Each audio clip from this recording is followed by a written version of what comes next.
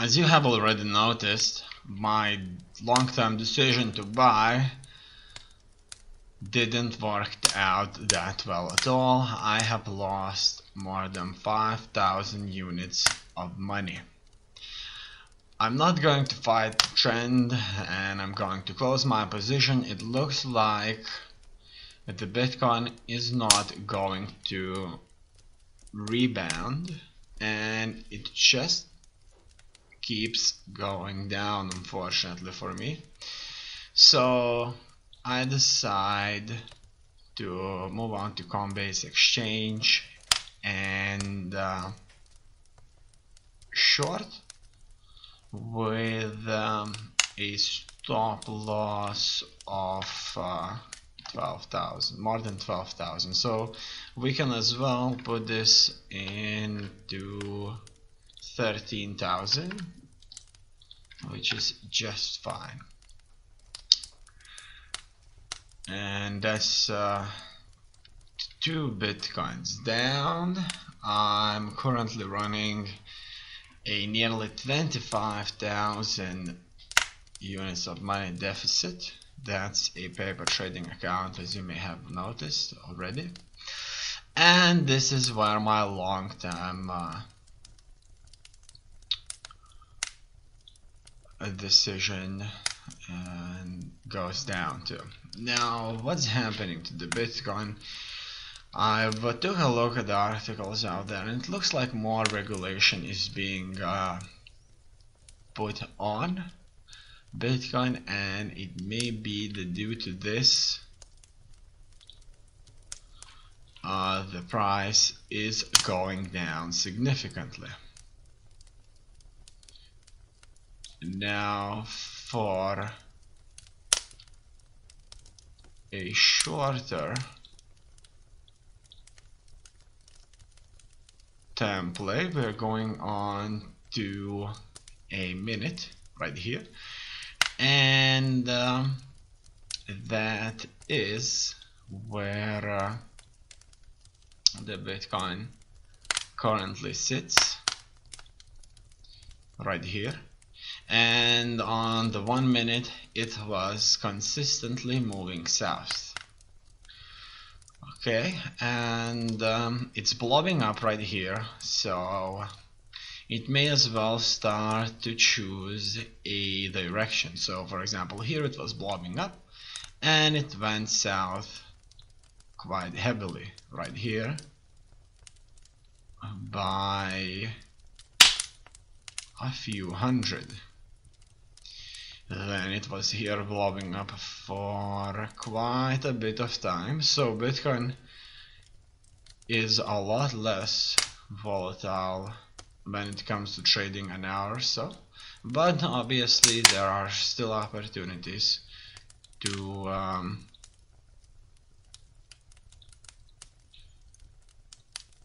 trade. In any case, I'm not going to fight the trend, and I see that it's moving down, so I'm going to sell 1 Bitcoin on Bitstamp exchange, and we'll see how things move out from here. Furthermore, stock market can be viewed in a different variety. So that's the Japanese candlesticks, right? So one represents move downwards, another represents move upwards, and those lines in between just, I mean the lines on top, let's put it like that, the candle, it just pretty much shows where the price been. So it's pretty much been here, but it moved down south quite a bit, it moved up a little bit, and it kind of just shows you the past that took place on this minute right here.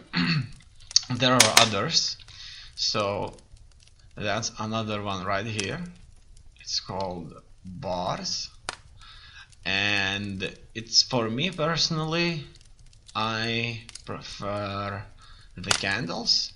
but it kind of depends on how you learn to watch it. So maybe it depends on how your brain works. Maybe it's just better for you personally. For me, it isn't just yet. Furthermore, things like experience certainly takes place. Now, why? Because if, for example, I'm a trader and I have to look at the chart every day, or at least 5 days a week, because that's when the market is open, I may be really bored at looking these candles every day. Candles, candles, candles, green, red. So maybe I could change a color, or to make things different, I may change it, for example, into bars or into hollow candles. So that obviously changes the color a little bit, and it's psychologically, it helps psychologically, it helps lift up the morale that it's not the same old thing as I'm used to. And obviously I wouldn't be surprised if the brain works just a little bit different. So more spikes could kind of make me trade a little bit more often. Less spiky trend, less spiky chart would make me be a little bit more passive. So if I see a lot of movement right here, I may think, oh yeah, let's go, let's buy. Or if, for example, I see a little bit differently, it's like, okay, that's fine, you know, that's like beautiful. So let's just don't do anything. Let's wait for a better opportunity. Now we have, for example, Heikin Ashi here. So that's a really spiky one. A hollow candle, it's just a different color. And candles right here. So these are pretty much the regular ones. Then we go into the line. Now the line, as you can see, gives kind of different perspective whatsoever, because we don't see that up and down line that would otherwise tell us where exactly the price have been. So what does that mean? That means if, for example, the price went up in here quite a bit and we turn on this, we don't really see that spike here, right? So we don't know that, for example, right now, so at some point in here, it kind of moved up in here, right?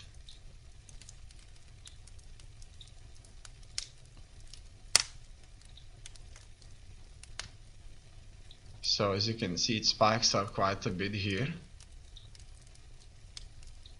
and it does not have these spikes. So maybe for one person, he would take a look at this and say, what the hell was going on here? Who could, for example, like this is a very good example. Let's put on the colors, so that's a different perspective. Like somebody think, why would somebody put $1 billion here and make this go so far, you know? And then somebody had to short this another almost $1 billion or more than $1 billion and made it go down before it moved up a bit. But if you look at the line, it's just kind of not there, right? So you could as well think that it's noise, right? For example, you could call it noise. That means pretty much, if I look at this right now, and I'm a mini trader, so each and every little thing means a lot. I may say, oh wow, what was that all about? I'm going to check this out. I'm going to go on Google right this day, this hour. Maybe somebody commented this on a news article, or maybe I'm gonna go on to the forums and like take this picture right here and write something like, what the hell happened? Do you have any information on this? You know, other person would be just like, oh, this is noise. I don't want to be bothered with this kind of stuff that was but has no real impact on me, right? So I'm gonna just go onto the line and going to just simply look at the chart with all that necessary information that's here, and all that noise can just be there, but it's not going to bother me that much, no. Then we move on to area. So that's just pretty much a little bit better visual, right? So maybe for your eyes or my eyes, for example, it's just a little bit kind of better to look at the chart like that. It kind of gives me a much better understanding of what happened if the chart is filled with color. So that's just pretty much preference, just as it is with candles, red and green, or candles without or with less green color right here. Obviously some of these have for example filled bar, so this may or may not mean something for you too. Then we move on to baseline.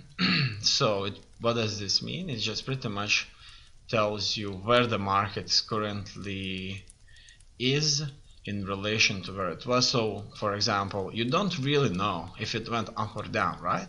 So you just pretty much use this baseline to see if in relation to the past your current chart that you're looking at, like part of that chart, is on a downtrend or on the upper trend. So we see that based on, for example, 2018 January 30th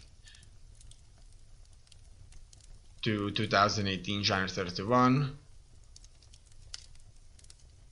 the previous day was on upper trend, and now it's kind of moving downtrend for the entire day, and that's pretty much it. We can take a look at 1 hour here, so it gives us a good indication here when it was on the high ground and where it was not. So that's how Bitcoin looks like. And just look at that right here. Could you believe that this 1000, like the ultra hype, the impossible, is so little compared to what it actually achieved? And it achieved certainly quite a bit already. Then we move on to Renko. So that's Renko, and kind of gives you a good look into where it's moving. So this could be as well very good for example, a long-term investor. So I may have like 100,000 units of money or cash, dollars, euros, and I want to invest for 6 months, year, 5 years. I turn on this and look, okay, it was rising, now it was going down, so if it's going down, I just better short it, right? So that's the trend, right? So maybe this gives you a different perspective too. Then we move into line break. So that's just simply another way of getting a different perspective too. Kagi, once again a different way of looking at the chart. So that's just pretty much the chart that is being shown differently, and my brain may work a little bit better with that than with something else. So it's pretty much once again cancels all the noise. So no, you don't need to know all the little blips up and down. You just need to know it went up, it stayed stable, it went down, it stayed stable, it went up, stayed stable, went down, stayed stable, moved up heavily, stayed stable, and so on and so forth. So now we take a look at this and we say, alright, it's moving down, so I'll better short it. No need to, for example, be confused with something like that. Oh my god, what is this? What is this? Is it going down or no? Or where it's gonna be or why? No, I'm just gonna take a look and say, yeah, it's moving down. Okay, it was stable, moved up a little bit, was stable, moving down heavy too. And then we move on to point figure, and that's like even a clearer indication of what the hell is going on, right? So it was moving up a lot, and now it's certainly moving down, and that's it. So it just gives certainly a very different perspective of things, and that's pretty much all. Obviously, if for example I'm trading a chart, one chart, it may be a good idea to look through all of these, not trade on all of these, but just to look at all of these and just kind of be sure that it certainly moved up and now it's certainly moving down, and I don't need kind of to be confused by 100 ups and downs that went over a period of 2 years. I just need to know if it moved up or down. In any case, now let's take a look at our minute right here, and it looks like I'm successfully making money on this. So I'm catching on a trend. This time I didn't trade, I decided not to trade few minutes. I decided to try and catch myself a trend, because scalping, which is exactly what I was doing previously, which is trying to get those trades correctly, most of the times I was right. However, it's not necessarily good or close position in a profit if you were right, because you see, the candle, even if I short here because the candle was already down, the candle may change in few seconds, move up, and then it can move down again and move up again. And in order to scalp correctly, I have to have patience, and I have to kind of wait this out, and the luck has to be on my side. Otherwise, it may blow up pretty badly, and I would just be not making any money whatsoever, because I just can't close position at the right time. So even if I was right shorting here, I may have closed it when it, for example, moved in front. So there are examples. For example, here, a perfect example. The chart was right here where the cross is, so I decided to short it. So I shorted it, and then the next minute it spiked up so heavily, and I kind of panicked or decided that this is certainly trading against me, and I sold. And I sold it somewhere here, right? I took a slight little bit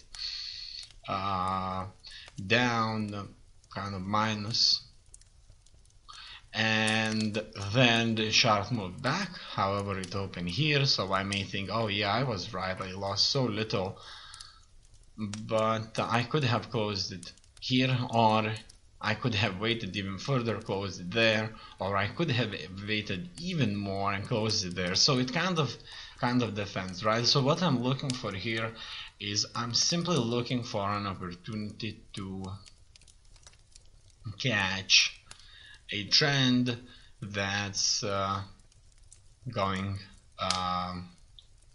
where I want it to be. So that's my resistance right here. So I shorted it here, I was right, and I kind of expect now that it will keep going down. If for any reason it reaches this level right here, I may as well buy it, and then I would hope that it's going to move up. And this is where I kind of have to find the balance of when exactly do I want to make a profit, because if I take a profit right now, right, and let's do just that. So I take profit here, and what do I want to do now? I have another kind of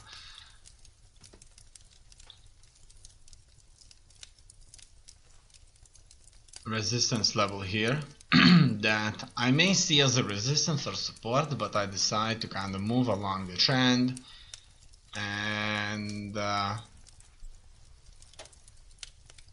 I either buy or sell based on the trend, right? So this is kind of reset, so the past doesn't really matters that much.